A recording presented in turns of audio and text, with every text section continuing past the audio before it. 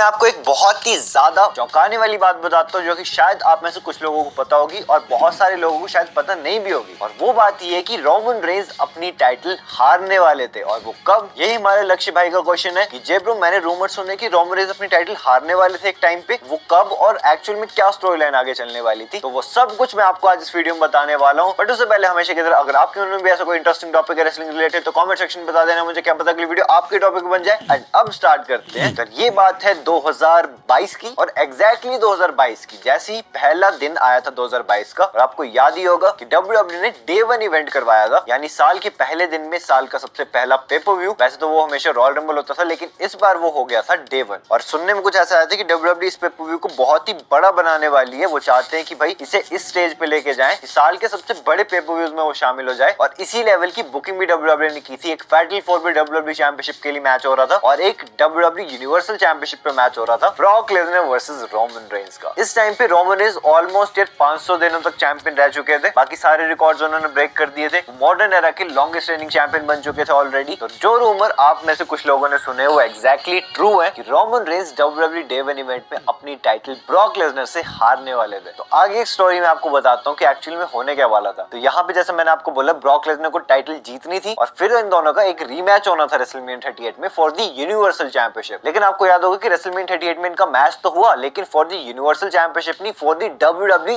And universal championship. तो ये सारा सीन वहां पे हुआ जब रोमन रेंज को कोविड हो गया और डे 1 इवेंट पे वो कंपीट ही नहीं कर पाए। और यहाँ से आपको पता ही है WWE ने ब्रॉक लाइव मैच बन गया और किसी ने लिटरली एक्सपेक्ट नहीं किया होगा कि ब्रॉक लेसनर चैंपियन बन जाएंगे। बट एग्जैक्टली यही चीज हुई। बिगी के पास उस टाइम पे WWE चैंपियनशिप थी लेकिन वो अपनी टाइटल हार गए इस मैच में और ब्रॉक लेसनर बन गए थे न्यू WWE चैंपियन। सोचो जब WWE को एकदम से पता लगा होगा कि यार रोमन रेंज कंपीट नहीं कर सकते हैं तो उन्होंने कब ये सारे चेंजेस किए, कब आगे की स्टोरी प्लान की, एक्सेट्रा एक्सेट्रा, किसी ने नहीं सोचा था यार। तो फिर जब ब्रॉक चैंपियन बन गए तो ब्रॉक के पास एक टाइटल आ गई, जाने थे रॉयल रंबल रोमन रेंज को जीतनी थी या शायद ना भी जीतते लेकिन फिर भी रोमन ब्रॉक का मैच तो होना ही होना था रेसलमेनिया 38 की नाइट 2 के मेन इवेंट में। ये तो प्रॉपर्ली प्लान था लेकिन ये यूनिवर्सल चैंपियनशिप के लिए होने वाला था। बट आई नो आप सोचोगे कि यार इतनी भी क्या बड़ी बात है, आगे जो मैच होना था हुआ तो वही ना एट द एंड, बस एक की जगह दो टाइटल्स आ गई। बट यहाँ से मैं आपको बताता हूँ सेकंड केस सिनेरियो जो कि एक्चुअल में प्लान था। ब्रॉक रोमन का तो इससे कुछ नहीं बिगड़ा लेकिन बाकी लोग पिस गए इस सारे चक्कर में। तो डे 1 इवेंट पे जो WWE चैंपियनशिप का ओरिजिनल मैच होने वाला था फैटल 4 में, वहां पे WWE ने प्लान किया था कि सेथ रॉलिंस को न्यू WWE चैंपियन बना देना है। बिगी अपनी टाइटल उस नाइट पे हारने वाले थे गारंटीड। तो सोचो अगर उस टाइम पे सेथ रॉलिंस WWE चैंपियन बन जाते तो फिर उनका मैच कोडी रोड्स के अगेंस्ट नहीं होता रेसलमेनिया 38 में, क्योंकि आपको याद ही होगा ना कि सेथ रॉलिंस की एक्चुअल स्टोरी क्या चली थी। भाई उन्हें कोई मैच ही नहीं मिल रहा रेसलमेनिया 38 के लिए और फिर वो विंस मैकमैन के पास जाते हैं, लास्ट तक उन्हें मैच नहीं मिलता और विंस कहते हैं कि वो हैंड पिक करेंगे सेथ रॉलिंस का ओपोनेंट फॉर रेसलमेनिया 38। तो सोचो जब Seth Rollins already WWE champion होते तो ऑब्वियसली उनको तो मैच मिल ही जाना था। तो फिर कोडी रोड्स कहां पे अपना रिटर्न करते, किसके अगेंस्ट मैच रेसल करते, उनका रिटर्न वो उतना प्रॉपर्ली हो भी पाता या नहीं,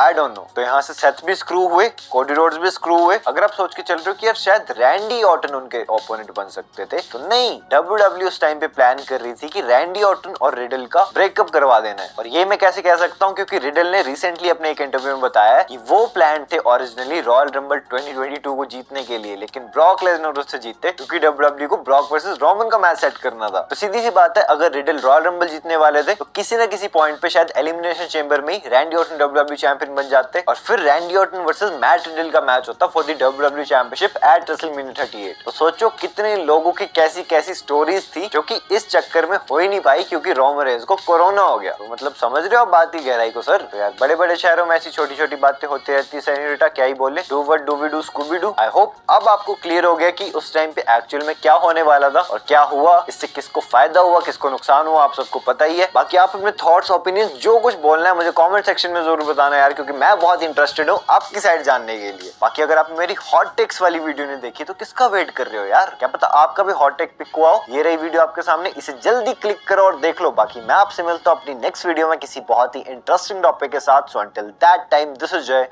साइनिंग आउट।